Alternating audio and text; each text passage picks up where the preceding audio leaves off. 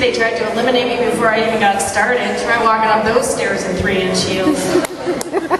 For those of you who don't know me, which is, I guess, 99.999%, I used to be a Mountie. And everybody knows a Mountie always gets her man. At least that's what they told me in the recruiting session. That's why I joined. So I was single. 7 years in the RCMP, I never did get my man. Oh, you know, eventually they finally asked me to resign. They said, you know, Sue, we gotta let you go because we don't want to have to rewrite the flyers. It's not that I didn't try, you know, night after night I'd sit out in front of the bars, trying to pick up the drunk guys and get them into the backseat of my car. I even went so far one time as to chase a naked guy down the back alley, thinking, this could be the one. Only to have somebody else tackle him into a snowbank. There goes that dream. You know, I knew he was the one because he was like a gerbil. For those of you guys who don't know, February's probably not the best time to go streaking. There's just one small itty-bitty problem with that. That's right, I'm talking about frostbite. Then there's that other problem. Where are you going to put your ID?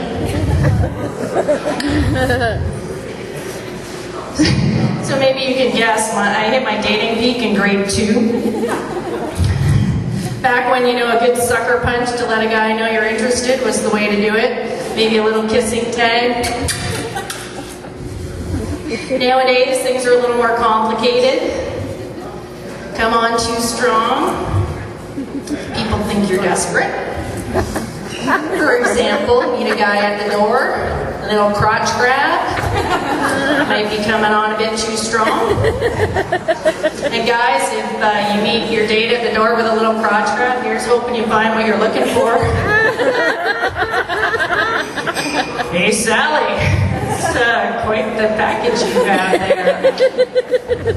Or then you got the other end of the spectrum, you don't come on strong enough, they don't think you're interested. For example, requesting to take separate cars to the drive-in movie. They sometimes get the wrong idea. So as I mentioned, I was a cop. Being a cop can sometimes be very hard. Again, I wanted to thank everybody for confessing to the whole pot thing earlier. There's going to be a bunch of guys waiting outside the door on your way out.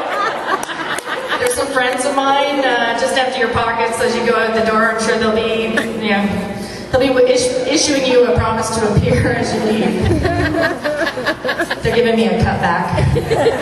That's why I had the last guy ask you guys if you were ever smoked pot, so we're just going to do some searches as you leave. But yeah, as I said, it can be tough being a cop. You've got the shift work, the paperwork, and then there's the need to restrain yourself from choking the living shit out of somebody who really, really deserves it. There's nothing worse than showing up at the scene, talking to the victim for about 2 minutes, and then sympathizing with the bad guy. Dude, I can totally see where you're coming from. But you can't go around hitting somebody over the head with a crowbar. Now, dealing with that douchebag was probably punishment enough. So why don't you buy me a coffee, we'll call it even, you go home. It's all good. My previous boss, before I joined the RCMP, sent me for conflict management training because apparently sarcasm, not the appropriate way to deal with conflict. After a few years in the RCMP, I respectfully disagree. Because if you can talk a 6'3", 300-pound, roid-raging cokehead into cracking a smile, you may have just saved your life. And potentially nabbed yourself a date for Friday night. That's what I like to call a keeper. Yeah, to be a cop, you have to have a pretty good sense of humor. If you don't, You'll either become an angry tyrant or curled up in the fetal position in the corner. To give you an example of this, I'm driving around one day. One of my coworkers comes over the radio and says, "Hey Sue, you're a double D, right?" This is the RCMP, right? So we know how seriously they take sexual harassment. So I'm thinking there's no way this guy means what it sounds like he means. And just as I'm about to make another comment, he comes back over the radio and says, "Tim Hortons, double double." And here I was thinking he'd snuck into the ladies' room and was checking out the twins. Yeah, they're not identical twins. This one has brown hair.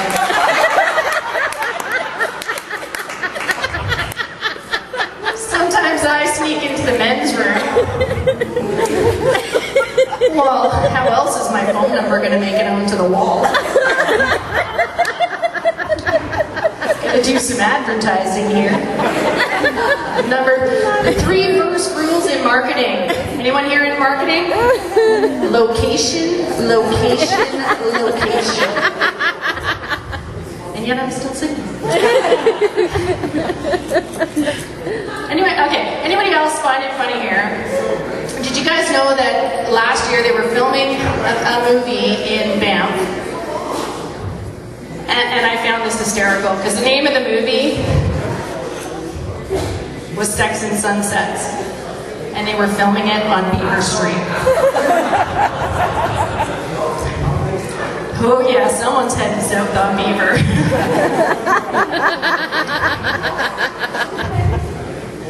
So who here works shift work? Obviously as a cop, I've worked a lot of shift work. Shift work's hard on your families, it's hard on your body, it's hard on your social life. When everyone else is out trying to have fun, you're out trying to ruin it.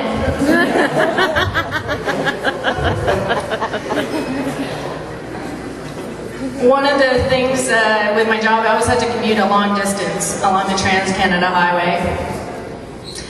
And I know we live in Alberta and we do have a reputation to maintain, but perhaps going 160 in a foot of snow is a little excessive. Even worse, cutting somebody off and slamming on your brakes and going down to 50 in that same foot of snow. That's where I start to get a little bit miffed. Now, let me know if you agree with me here, but I think what we got to do is we got to petition the government to give cell phone companies access to vehicle registry. So all you have to do is type in the license plate number, and you have a direct line to tell that asshole just exactly what you think of his driving.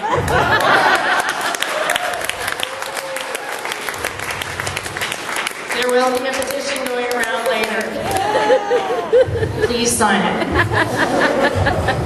I don't know whether you're aware, little asshole over there, but there are these things on the side of your car called wing mirrors. Check them before you cut me off. Then there's that other thing called an indicator. Sometimes it works. Another thing about policing is we have to constantly keep our skills up. And one of those skills is shooting. You know, I used to be such a good shooter that as long as you were sitting still, you were pretty safe. If you were to run into the bullet, I would appreciate it if we're in a shootout. That would be great. The way the RCMP handles that kind of lack of skill is that they send you for one-on-one training. So I showed up for this one-on-one training one day, and I thought I was being funny. When I walked up to the front counter, I said, "Yeah, I'm here for the Shooting for Dummies course." Only to have the receptionist reach under the counter, pull out this great big thick book, slap it on the counter. The Complete Idiot's Guide to Shooting.